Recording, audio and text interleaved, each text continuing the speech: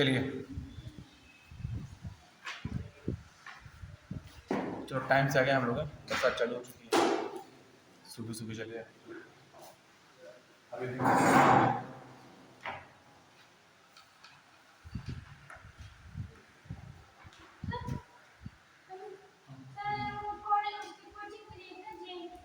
जी बेटा बगल से लाइए। हाँ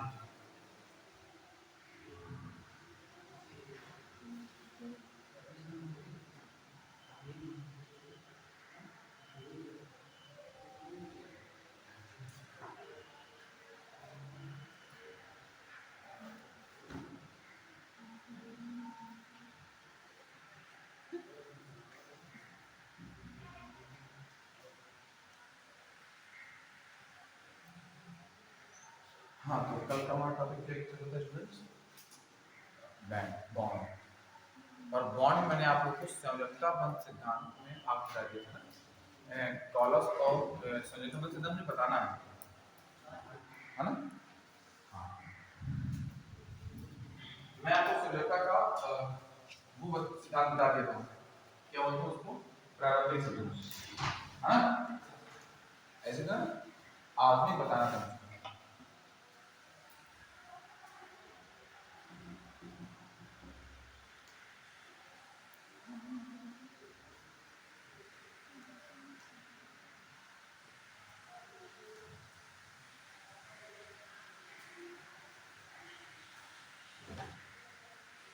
देखो आदमी सिद्धांत क्या हुआ करता है?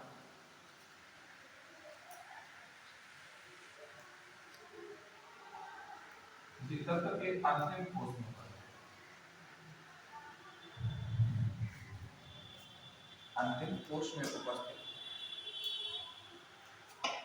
इलेक्ट्रॉन उसकी संयोजकता को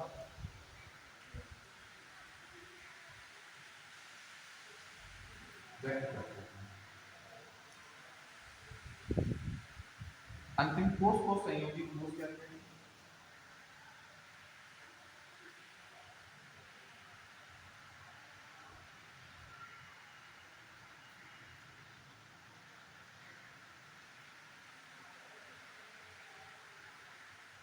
अंतिम ठोस को संयोजी ठोस कहते हैं। इलेक्ट्रॉन को संयोजी इलेक्ट्रॉन,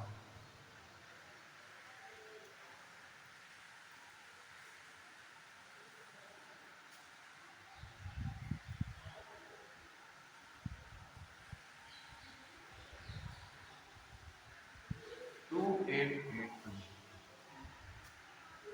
ये इसका पहला, दूसरा, ये तीसरा। तो संयोजी ठोस कौन होगा?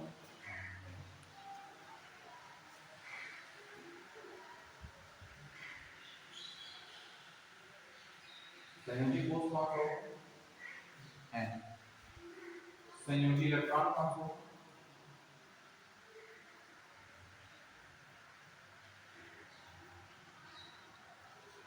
संयोजी इलेक्ट्रॉन कौन सा होगा? और इसकी संयोजकता कितनी है? अगर किसी तत्व के अंतिम ठोस में उपस्थित इलेक्ट्रॉन 4 या 4 से कम है तो वही उसकी संयोजकता होती है, और अगर 4 से ज्यादा है तो 8 से ज्यादा, 8 से ज्यादा कितनी?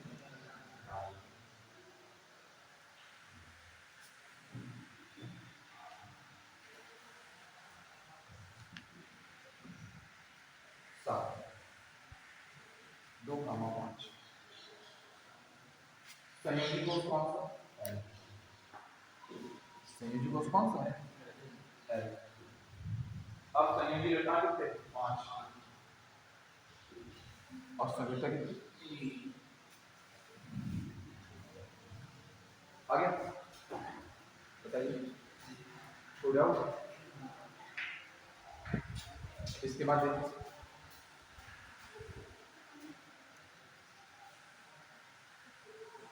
यहाँ 10 हुआ,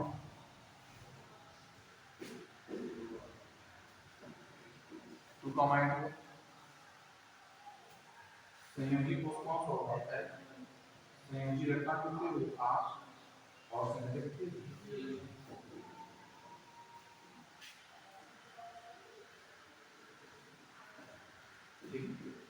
ये क्या होता है? संयोजी इलेक्ट्रॉन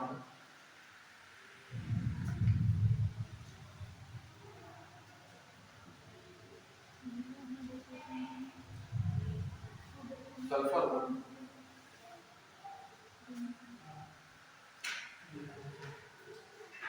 286 होगी।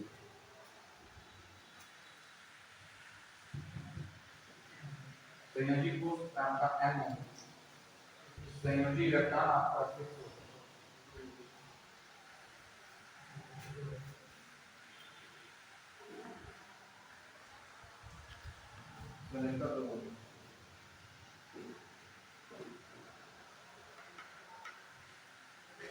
हो गया। इसके बाद मान लीजिए आपको कार्बन 6 एटॉमिक नंबर हो गया, 2,4 हो गया,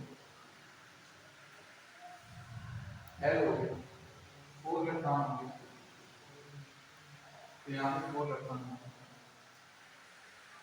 क्या हो गया? 4 इलेक्ट्रॉन हो गया यहाँ पे, और ये आपका क्या हो गया? 12 हो गया बच्चे? नहीं हो गया बच्चे?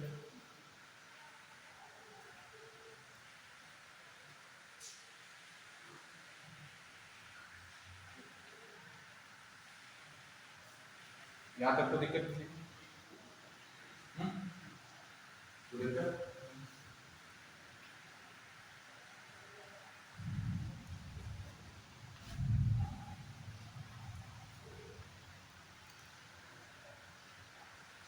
तो इस तरीके से आप संयोजकता नहीं पाते हैं। हम अब समझेंगे संयोजकता का इलेक्ट्रॉनिक सिद्धांत। संयोजकता का इलेक्ट्रॉनिक सिद्धांत क्या होता है?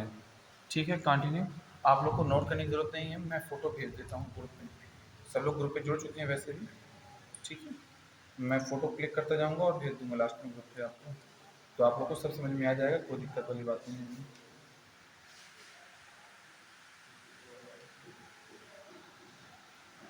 हाँ, अब अगले हम लोग पढ़ने जा रहे हैं संयोजकता का इलेक्ट्रॉनिक सिद्धांत। ये जो संयोजकता के बारे में हम लोग पढ़ेंगे, संयोजकता का इलेक्ट्रॉनिक सिद्धांत। ठीक है, संयोजकता का इलेक्ट्रॉनिक सिद्धांत सिखा दूंगा, इसके बाद आप लोग बंद सिखा दूंगा, बंद में आपको सिग्मा बॉन्ड फाइबर सिखा दूंगा, आपको सारे चीज करने को इतने दिन में दिया गया है ना, सिग्मा बॉन्ड फाइबर है ना, ये दिया है, फिर से जाकर सिग्मा बॉन्ड फाइबर निकालना बहुत ही बेहतरीन तरीके से, ठीक है, मजा आ जाएगा आपको। लेकिन मेरी एक सलाह है आपको, मान लीजिए मैं आपको सच में बता रहा हूँ, आपको कभी भी कोई भी रास्ता ऐसा नहीं चुनना कि उसके ना इधर कुछ हो ना उसके इधर कुछ हो। आपको हमेशा ऐसा रास्ता चुनना जहाँ जॉब की प्रोबेबिलिटी ऐसे ऐसे ऐसे ऐसे ऐसे हो। और ये एनडीए, अगर यहाँ तक ये मिल गया तो बहुत अच्छी बात है, अगर ना मिले तो जॉब तो बनी है ना तुम्हारे पास, समझ आया? क्योंकि आप जानते हैं एनडीए केवल आप देने नहीं जा रहे, पूरे देश का लड़का देने जा रहे हैं, पूरे देश का माइंड देने जा रहा है, पूरे देश के आर्मी स्कूल्स का लड़का जा रहा है। और बताइए मैं गलत कह रहा हूँ, है ना? तो प्लीज ये सारी चीजें अपने दिमाग पर बना करके चलिए।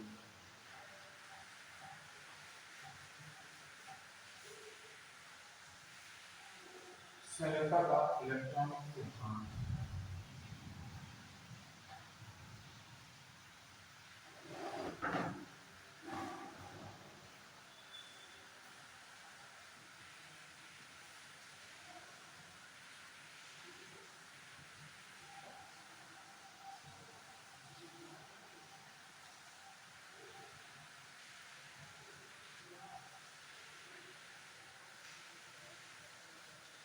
संयोजकता का इलेक्ट्रॉनिक सिद्धांत क्या होता है? संयोजकता का इलेक्ट्रॉनिक सिद्धांत किसे कहते हैं? संयोजकता का इलेक्ट्रॉनिक सिद्धांत बच्चों आप लोग बहुत ध्यान से देखिए, बहुत ध्यान से देखिए। एक सेंटेंस है जिसका नाम था टॉलस और लुई, क्या नाम था? टॉलस और लुई। इन्होंने क्या बताया था? कोई भी परमाणु अपना मिश्रण पूरा करने के लिए इलेक्ट्रॉन का आदान प्रदान या इलेक्ट्रॉन की शेयरिंग करता है, और ऐसी स्थिति में ही कोई भी परमाणु अपना मिश्रण नहीं कर सकता है। इलेक्ट्रॉन का स्थानांतरण अति आवश्यक होता है। ठीक है, और ये दो प्रकार से पूरा करते हैं, मतलब परमाणु दो प्रकार की प्रोडक्ट पूरा करते हैं। नंबर एक है, नंबर एक जब परमाणु जब परमाणु के अंतिम कोश में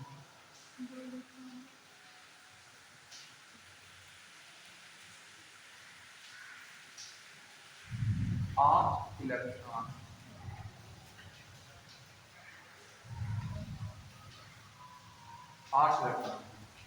और उनको जब परमाणु के अंतिम कोश में 8 इलेक्ट्रॉन ना हो। दो ही स्थितियां हो सकती हैं जब परमाणु के अंतिम कोश में इलेक्ट्रॉन हो और परमाणु के अंतिम कोश में इलेक्ट्रॉन ना हो। दो स्थितियां हो।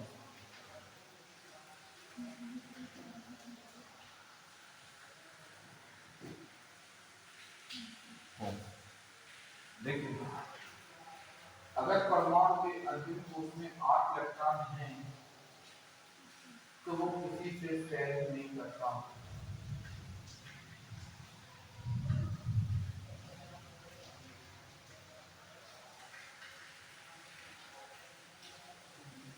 किसी से शेयरिंग नहीं करता। अगर उसके पास 8 इलेक्ट्रॉन हो तो वो किसी से शेयरिंग नहीं करता। लेकिन अगर उसके पास 8 इलेक्ट्रॉन ना हो तो वो दो तरीके अपनाता है। नंबर एक, इलेक्ट्रॉन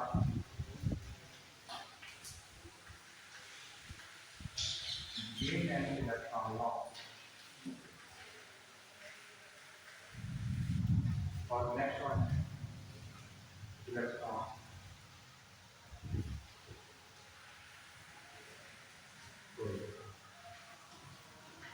इलेक्ट्रॉन गेन और लॉस ऑफ इलेक्ट्रॉन। ठीक है ना। अब इलेक्ट्रॉन गेन और लॉस, इलेक्ट्रॉन गेन और इलेक्ट्रॉन लॉस दो अलग चीजें हैं। आपको मैं बता देता हूँ कि इलेक्ट्रॉन जो लॉस करेंगे वो नॉन मेटल, इलेक्ट्रॉन को जो लॉस करेंगे वो क्या होंगे? इलेक्ट्रॉन का जो लॉस करेंगे वो क्या होंगे? मेटल। और इलेक्ट्रॉन जो गेन करेंगे वो क्या होंगे? Non metal. इलेक्ट्रॉन लॉस करेंगे मेटल, इलेक्ट्रॉन गेन करेंगे नॉन मेटल। और ये मेटल जितने इलेक्ट्रॉन का लॉस करेंगे ये नॉन मेटल उतने इलेक्ट्रॉन क्या करेंगे?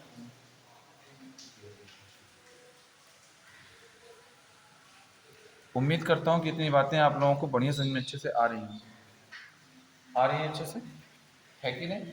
अब इस प्रकार जो बल बनता है उसको हम बोलते हैं विद्युत संयोजन। कौन सा बल बोलते हैं? विद्युत संयोजन।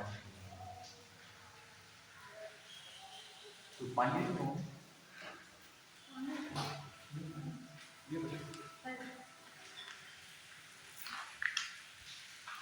आप लोग तो छोटी सी खत्म हो जाएगी, मैं बर्बाद में बालू से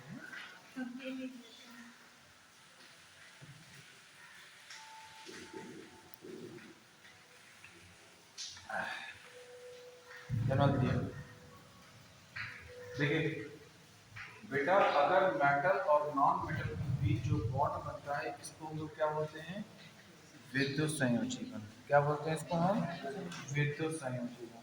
देखना बच्चा, ये विद्युत संयोजी बंध है तो एक N प्लस इलेक्ट्रॉन का लॉस कर रहा है, दूसरा B माइनस इलेक्ट्रॉन होगा। तो बताओ मेरे बच्चों, इसमें A क्या होगा और B क्या होगा?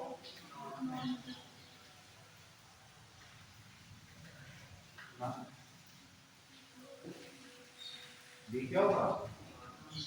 ना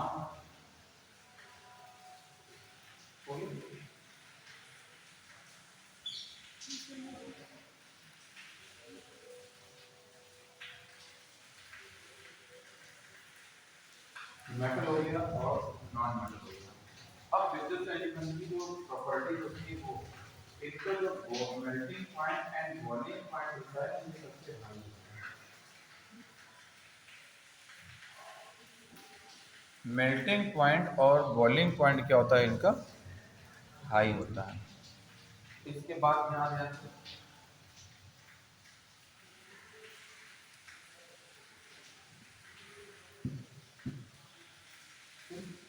मेल्टिंग पॉइंट और बॉइलिंग पॉइंट दोनों इनका हाई होता है। इसके बाद ये बॉन्ड स्टेबल है।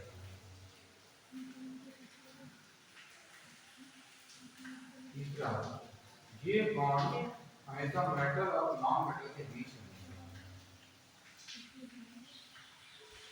किसी किसी बीच बनता है, मेटल और नॉन मेटल के बीच में बनता है।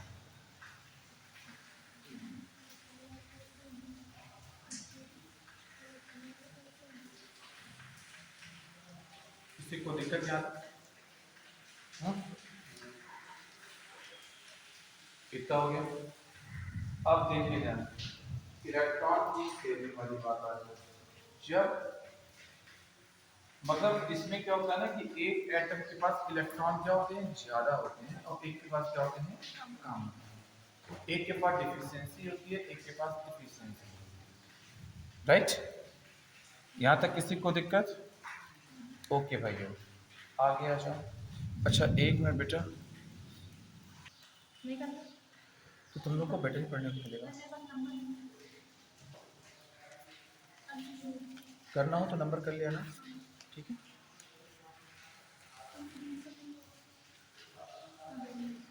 चलिए, है कोई बात नहीं, कोई बात नहीं, बीच में लगे करना है तो आ जाना है। मैं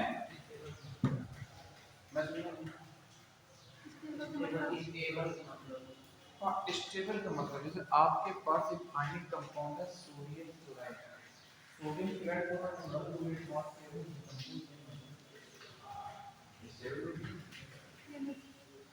स्थिर कंपाउंड।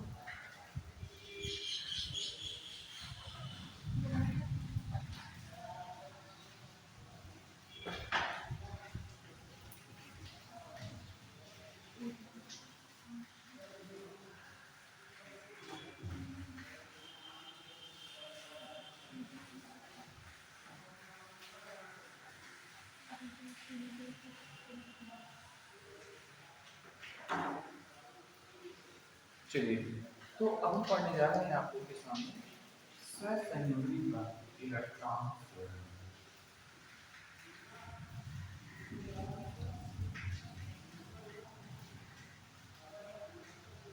इलेक्ट्रॉन है ना। हम लोग क्या पढ़ने जा रहे हैं, इलेक्ट्रॉन शेयरिंग। देखो बेटा, इलेक्ट्रॉन शेयरिंग क्या होता है, जैसे मान लो हमें आपके पास एक मॉलिक्यूलर वर्क प्रोडक्ट लेना है। ओ भी कितने हैं यहाँ पर, दो, एक और दो। तो ओ भी कितने हैं, लिखूं छह लिखूं, एक दो तीन चार पाँच छः, एक दो तीन चार पाँच, लिख दिया मैंने, एक दो तीन चार पाँच। इसके पास 8 हो गया, इसके पास 8 हो गया, इसका कॉन्फ़िगरेशन 2,6 हो गया, इसका कॉन्फ़िगरेशन 2,6। यहाँ पे 6 इलेक्ट्रॉन है, इसमें दो दो की शेयरिंग की, और यहाँ पे 6 इलेक्ट्रॉन है, इसमें दो दो की हो गया। तो वो हमारे पास डबल बॉन्ड को हो गया, मतलब ऑक्सीजन एटम और ऑक्सीजन एटम के बीच में कितने बॉन्ड होंगे, डबल बॉन्ड। कितने बॉन्ड मिलेंगे, डबल बॉन्ड। आपको आई बात समझ में नहीं आई, बच्चों बात समझ में आई कि नहीं आई, आ गई ना। चलिए भैया, अब हम सीखने जा रहे हैं अगला। चलो बनाओ हम केस को समझ जल्दी केस को कैसे बनाओ, केस को बनाओ बड़ा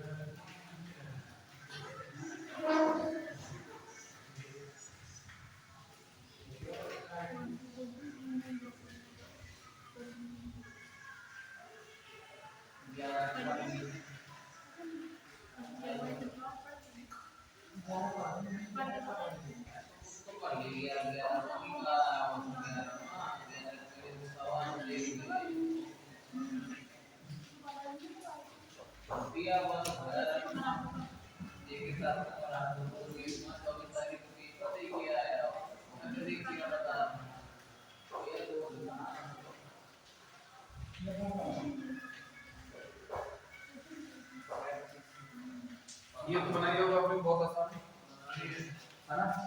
खींच लिया होगा आपने, इक्वेशन को भी आपने खींच लिया होगा। देखो अगर ये खींचना नहीं आएगा तो सिग्मा 1 फाई 1 निकालने में दिक्कत आएगी, ये तो नहीं आएगा सामने पर क्या जाएगा calculate sigma and phi 1 molecule दिक्कत तो नहीं है। लेकिन आगे जी भैया हम बताएं जी डबल बॉन्ड मैं बताऊंगा फिर बताऊंगा आपको बिना स्ट्रक्चर बना निकाल लेंगे आप ऐसा बिना सेकंड में निकाल लेंगे कोई बात नहीं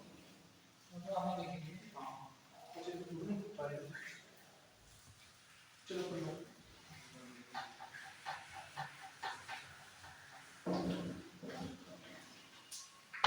चलो मान लो अब आपको चाहिए C2 वेस्ट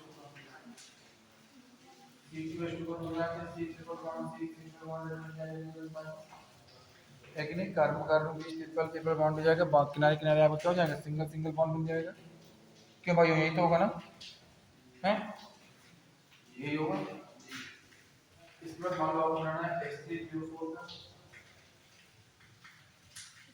तो P कितने बनेंगे एक इससे पहले मैं आपको मानूंगा एक को एनर्जी मानूंगा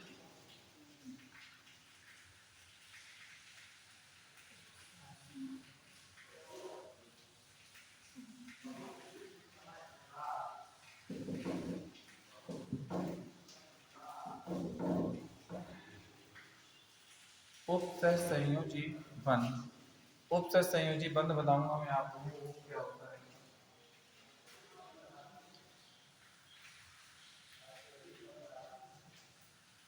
उपसह संयोजी बंध किसे कहते हैं ठीक है जैसे मान लीजिए आपके पास दूसरी का मॉलिक्यूल है वो कितने हैं तीन एक दो ओके लास्ट में 6 इलेक्ट्रॉन होते हैं 1 2 3 4 5 6 1 2 3 4 5 6 1 2 3 4 5 आपके बॉन्ड इसके बीच ध्यान दीजिए तो ये आपके बीच दो दो इलेक्ट्रॉन की शेयरिंग कर लेगा ये आपका दो दो इलेक्ट्रॉन की शेयरिंग कर लेगा जरा ध्यान दीजिए इसके पास इलेक्ट्रॉन का ऑक्टेट फिल करने के लिए कोई रास्ता नहीं है तो जब इन्होंने अपना ऑक्टेट फिल कर दिया तो उसके बाद ये इलेक्ट्रॉन को कितना मिलेगा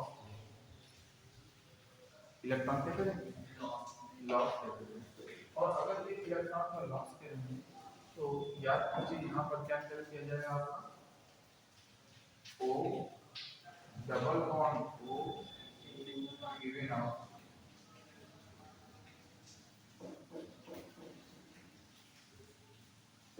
okay O double bond O given out हो गया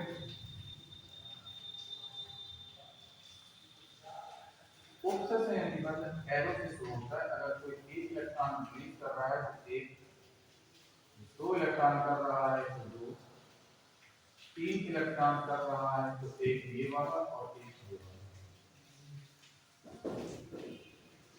ऐसे आई बात समझ में कि नहीं है राइट जैसे आपको स्ट्रक्चर ड्रॉ करना हो NH4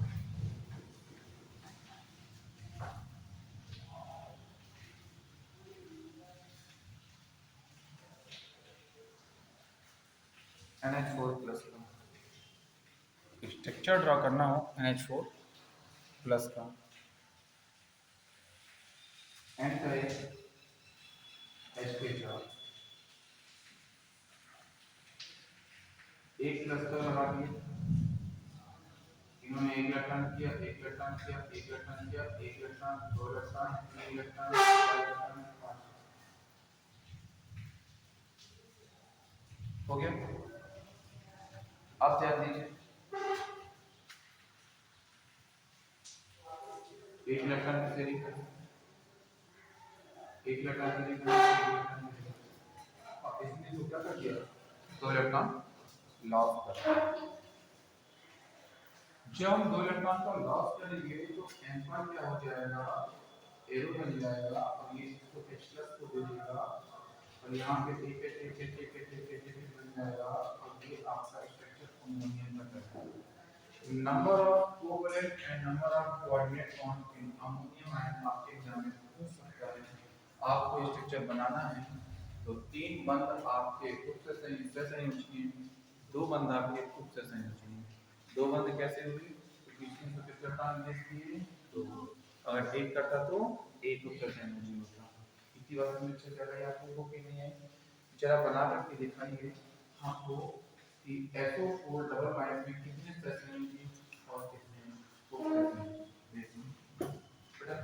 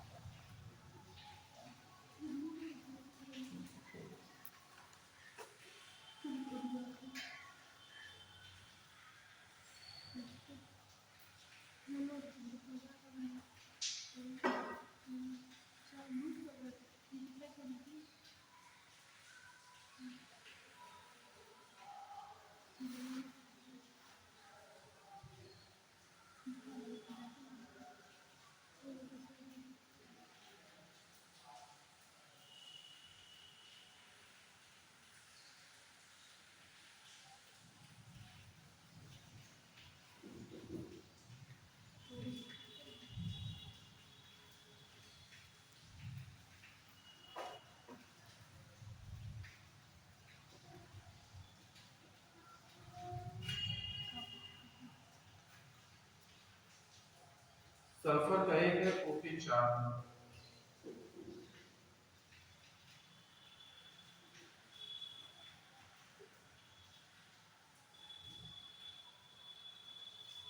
एक माइनस यहाँ और एक माइनस यहाँ, तो खाली हो सकता है, खाली हो खाली ये खाली हो सकता है, तो इसी में जाता है खाली हो सकता है, खाली पानी नहीं है नीचे चलेगा वो ना पानी पी लो उससे कुछ नहीं होता।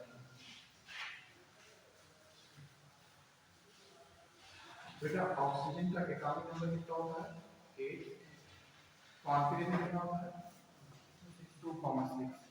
भैया देखो लास्ट में किसका कहाँ है 6, 1 2 3 4 5 6, 1 2 3 4 5 6, 1 2 3 4 5 और 6, 1 2 3 4 5 और 6, 1 2 3 4 5 और 6।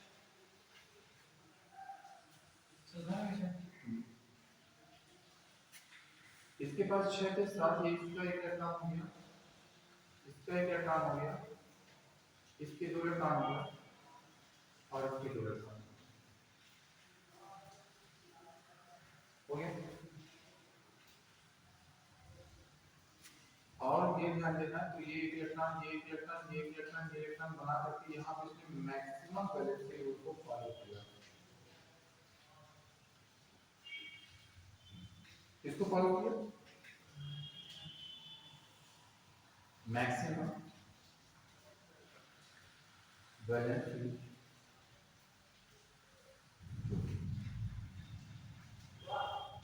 मैक्सिमम वैलेंसी रूल को उन्होंने फॉलो किया। पानी की जब भी दीवार में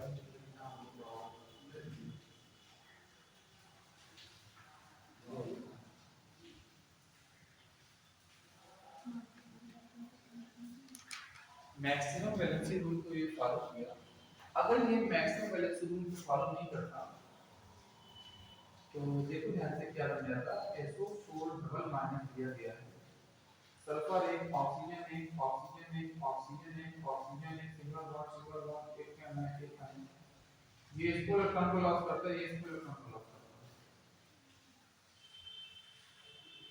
तो ये कौन सा बन जाता उपसय संयोजी।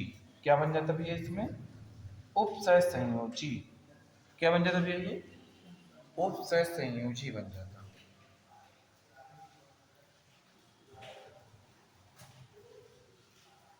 अब ये मैक्सिमम वैलेंसी रूल क्या होता है जरा इस पर एक नजर मारते हैं।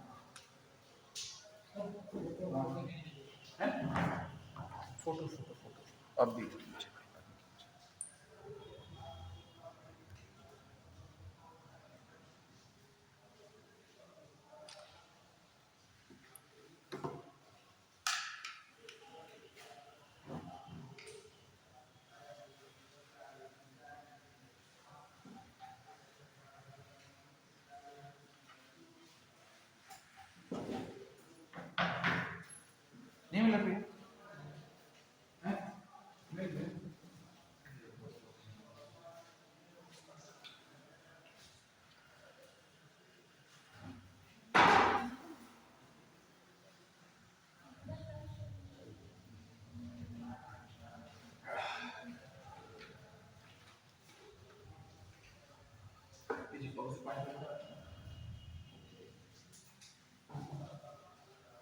ये अब देखो मैक्सिमम वैलेंसी रूल होता क्या है, इस चर्चा का नाम maximum valency.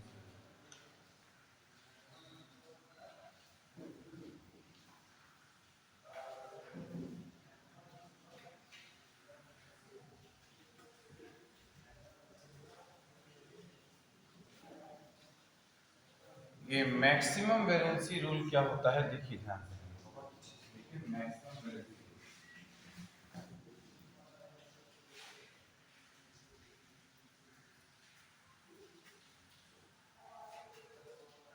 Maximum valency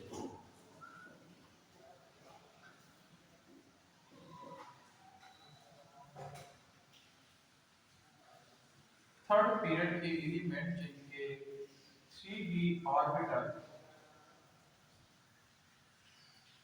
vacant होता है। लो बेटा अटेंडेंस भर दो। 3d ऑर्बिटल वैकेंट होता है, वो सारे के सारे मैक्सिमम वैलेंसी।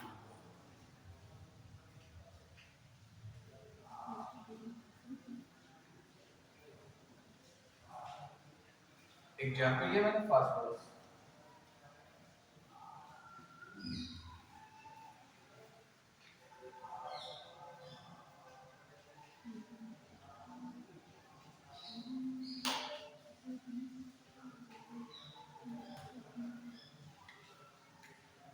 याद कीजिए बेटा इसमें क्या क्या दिया गया है।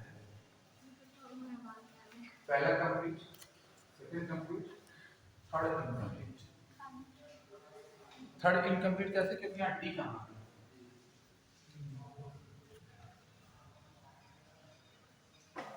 डी तो हुई नहीं है क्या, डी नहीं है। अगर डी नहीं इसका मतलब कि डी क्या है आपका, वैकेंट। डी ऑर्बिटल कैसा है आपका, वैकेंट ऑर्बिटल। और अगर डी आपका वैकेंट ऑर्बिटल है तो बताइए मुझको ध्यान से सोच करके, अगर डी आपका वैकेंट ऑर्बिटल तो आपको ध्यान से बताइए ये इस पे इलेक्ट्रॉन तो लग सकता है ना। जब ये इस पर इलेक्ट्रॉन रख सकता है तो ये सारे के सारे एलिमेंट्स कौन सा शो करते हैं प्रॉपर्टी, मैक्सिमम वैलेंसी। कौन सी, किसको मैक्सिमम वैलेंसी रूल कहते हैं। अब हम लोग आपके सामने ड्रॉ करने जा रहे हैं स्ट्रक्चर्स, कुछ स्ट्रक्चर्स ड्रॉ करेंगे। वो ड्रॉ करने के बाद स्ट्रक्चर के बाद हम आपको बताएंगे ओवरलैपिंग क्या होता है।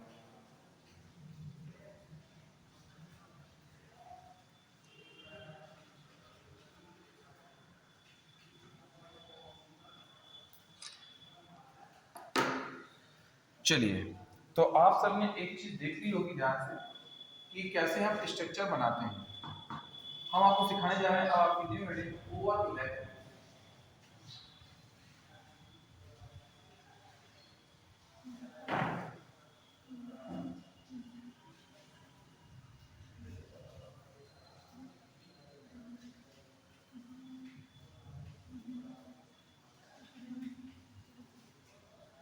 ओवरलैपिंग, ओवरलैपिंग क्या होता है देखिए ध्यान से। जैसे मान लीजिए आपका ये एस ऑर्बिटल है, ये आपका पी ऑर्बिटल है,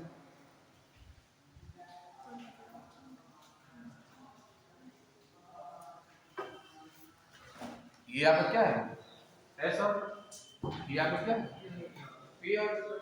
और एस ऑर्बिटल पी ऑर्बिटल के साथ क्या हो जाएगा, कंबाइंड हो जाएगा।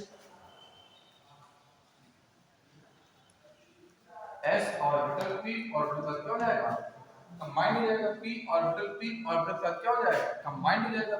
तो व्हेन ऑर्बिटल्स आर कंबाइंड, देखो जब परमाणु कोष आपस में मिलते हैं, देखो भैया जब परमाणु कोष आपस में मिलते हैं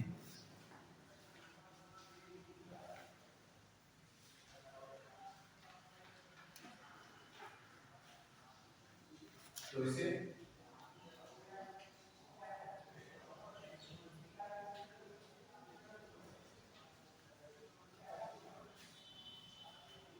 अतिव्यापन कहते हैं।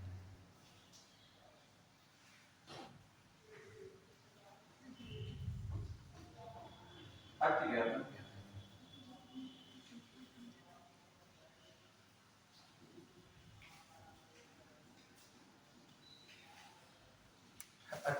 कहते हैं। अतिव्यापन दो प्रकार का होता है,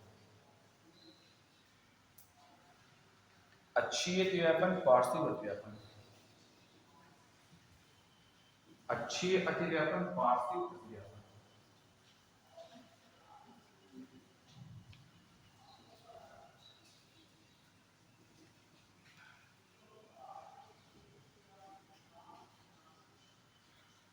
अक्षीय अतिव्यापन, पार्श्विक अतिव्यापन।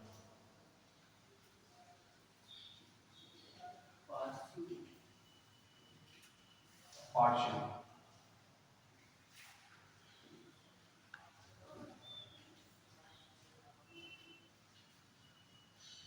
पार्श्विक अतिव्यापन। डायलोडिक अक्षीय अतिव्यापन, जब परमाणु रूप को वायतम रूप में आपस में मिलते हैं।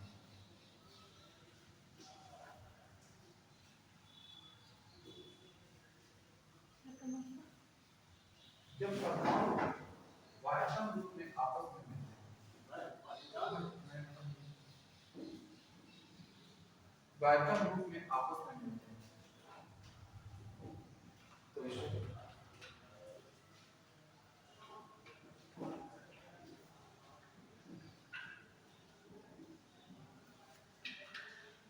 अक्षीय अतिव्यापन कहते हैं।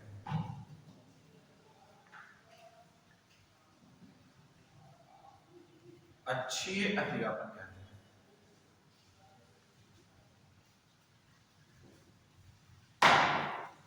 अक्षीय अतिव्यापन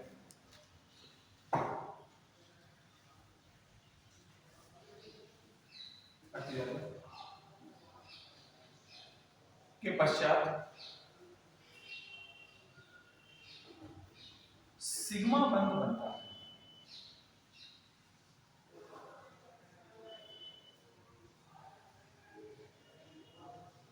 सिग्मा बंध बनता है।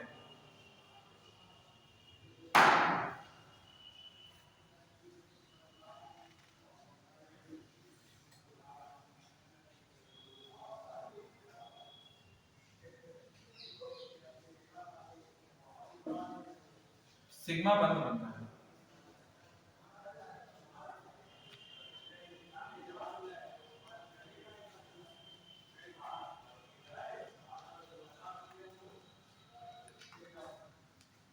सिग्मा बंध बहुत ही स्थायी बनता है।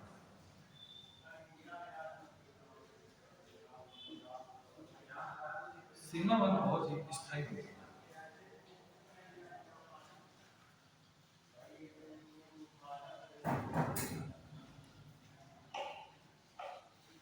देखो, जैसे एक s ऑर्बिटल ये हुआ, दूसरा s ऑर्बिटल ये हुआ, ऐसे एक s ऑर्बिटल ये हुआ, एक p ऑर्बिटल ये हुआ, ऐसे एक p ऑर्बिटल ये हुआ, दूसरा p ऑर्बिटल ये हुआ।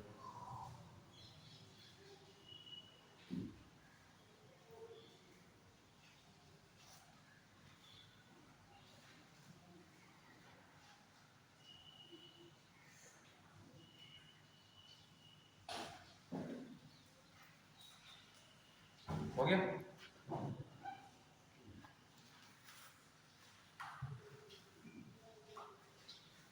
बनने वाला पहले पहले कौन सी, बनने वाला पहले पहले कौन सी, बनने वाला पहले पहले कौन सी। पार्शियल में क्या होगा ना कि एक पाई बॉन्ड ये है और दूसरा पाई बॉन्ड ये है, तो जब परमाणु को अंतर रूप में, किस रूप में मिलते हैं, अंतर रूप में मिलते हैं, तो ये बनने वाला पहला बॉन्ड कौन सा होता है, पाई बॉन्ड होता है। इसको हम लोग क्या बोलते हैं, पार्श्व अतिव्यापन। क्या बोलते हैं इसको हम लोग, पार्श्व अतिव्यापन। Is that clear? तो मैंने आप लोग को आज यहाँ तक बता दिया। कल मैं इसका स्ट्रक्चर और कल ये चैप्टर फिनिश कर दूंगा। परसों आपका रेडिएटिव खत्म कर दूंगा, एक दिन का टॉपिक है, ठीक है। आप लोग चाहो तो